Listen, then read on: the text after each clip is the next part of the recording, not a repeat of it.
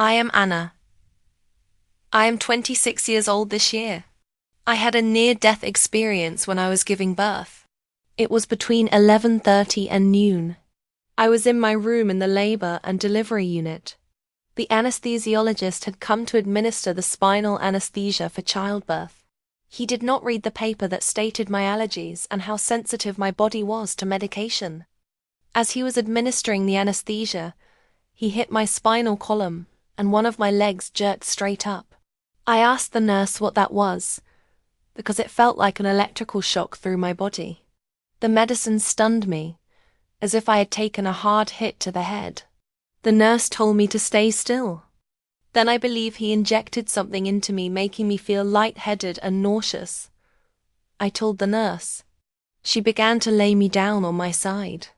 I could hear the monitor beeping very fast, and then it slowed down. I could hear people running frantically around the room.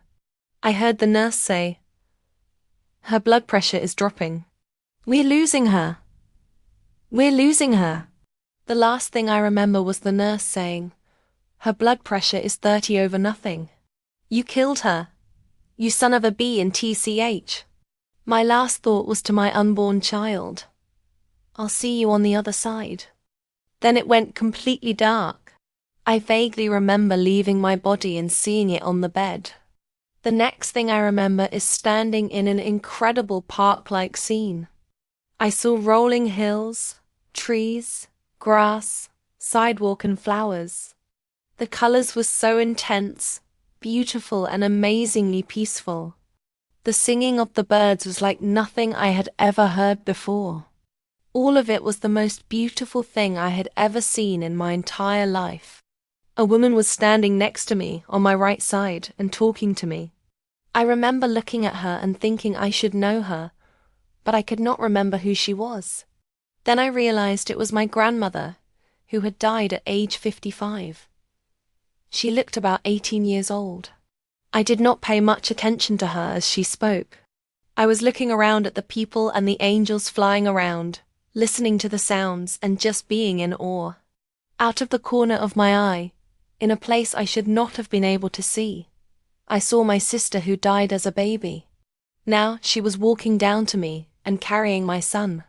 I heard my grandmother say, "She's bringing your baby to you." That was the only time I understood and actually paid attention to her. I was so in awe of everything, I completely tuned her out. The singing got louder and louder.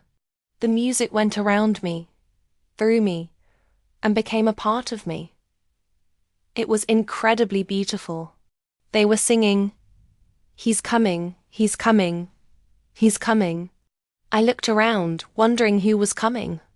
I could see all around me. I still did not know who was coming. I could see my sister and my son getting closer, about 20 feet away. I was still looking around to see who was coming. Then I was immersed in the most incredible feeling of love and peace that I have never felt before or since. I was at peace for the first time in my entire life, and I swooned. It was incredible. I felt a presence behind me. He was the one projecting the love. I immediately knew this was God, and I was so humbled and grateful. My sister and my son were now about 10 feet away, but they looked both close and yet far away. I could only think and focus on God's love. I heard him very clearly in my left ear. "Do you want to stay or do you want to go?" I responded, "Heck yes, I want to stay." My sister stopped walking. I looked at my son in her arms, although I could not see his face. But that's not fair to him. I've lived. I'm happy not to go back. It's his decision if he wants to go back. But we either stay or go back together. You do not separate us. The next thing I knew, I was back in my body, fully conscious and aware. For some reason, my body was on my right side. I could hear the nurses and doctors. I heard the doctor say, "She's dead." I heard the nurse say, "You son of a B in TCH." I started moving my finger, and the nurse must have noticed.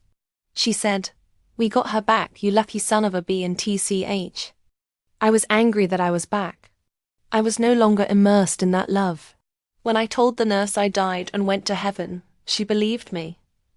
Out of the people I told, the doctor, my husband, my parents, my brother did not believe me. My sister-in-law did believe me,